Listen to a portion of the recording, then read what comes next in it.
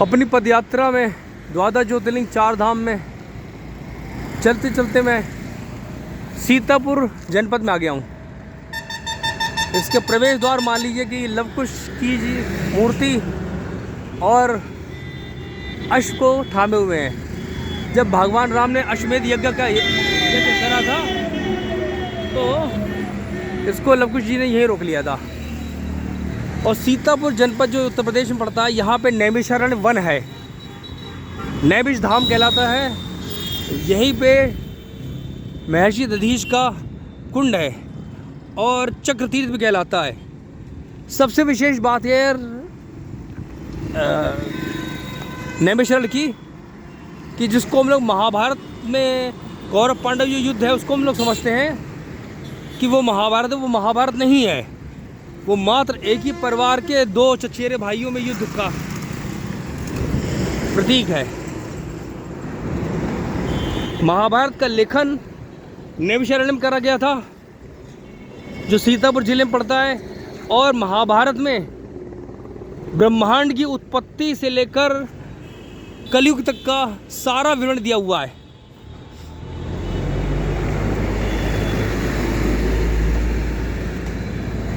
और यहीं पर इस सीतापुर जनपद में ही लवकुश जी ने हनुमान जी को बंदी बना लिया था।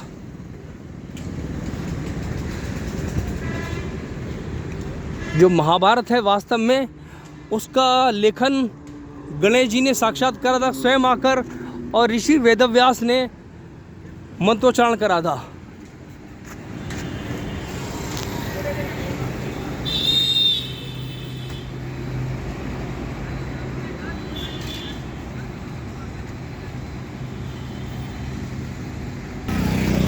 सबसे विशेष बात, अगर महाभारत को पढ़ा जाए तो उसमें जो दिखाया जाता है, बताया जाता है फिल्मों में, वो आधा झूठ होता है कि पांडव लोग पांचों के पांचों भाई स्वर्ग गए, सीधे हिमालय पहाड़ चढ़ गए।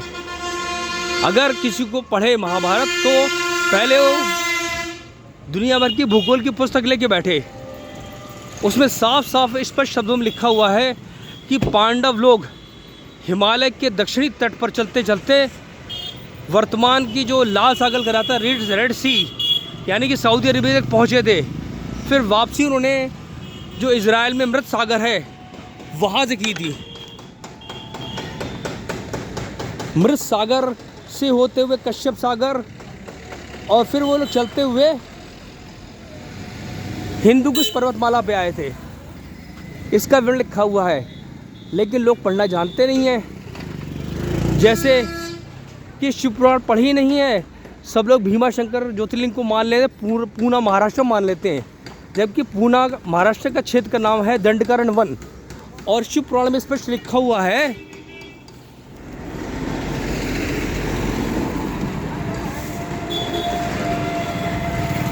कि भीमा शंकर ज्योतिर्लिंग आसाम के गुवाहाटी में है।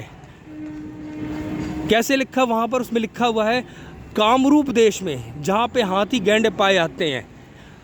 अब लोगों को ये भी नहीं मालूम है कि कामरूप कहते किसे हैं, लेकिन हाथी गैंडे तो आसाम में ही होते हैं ना, दंडकारण्य वन में, यानी कि जो महाराष्ट्र है वहाँ कहाँ से हो जाएंगे, जहाँ पानी तक तो होता नहीं ढंग से। और गैंडा केवल आसाम के क्षेत्र में पाया जाता है। आसाम है, नेपाल है, पहले अफगानिस्तान तक था क्षेत्र इसका, अब इसका सिकुड़ के क्षेत्र रह गया नेपाल और आसाम में। तो जो लोग कहते हैं 12 ज्योतिर्लिंग करें तो वो संशोधन कर लें और शिव पुराण को अवश्य पढ़ लें। अच्छा, अब आता है मेरा। मैं चलते चलते 9100 किलोमीटर से ऊपर आ चुका हूँ, या 200 कह सकता हूँ। अब यहाँ से जो है सीतापुर से उसकी दूरी बची है केदारनाथ की 400 किलोमीटर, और केदारनाथ से बद्रीनाथ की दूरी है 200, यानी कि कुल 600 किलोमीटर चलना होगा।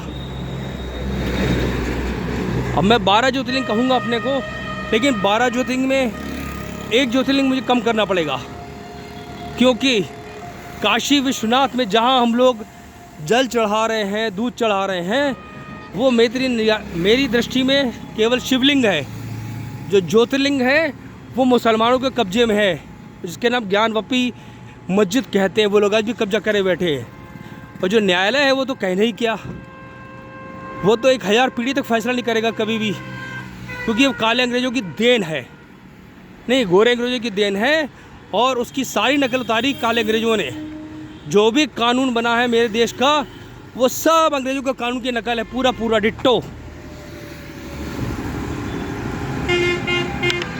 जय भवानी।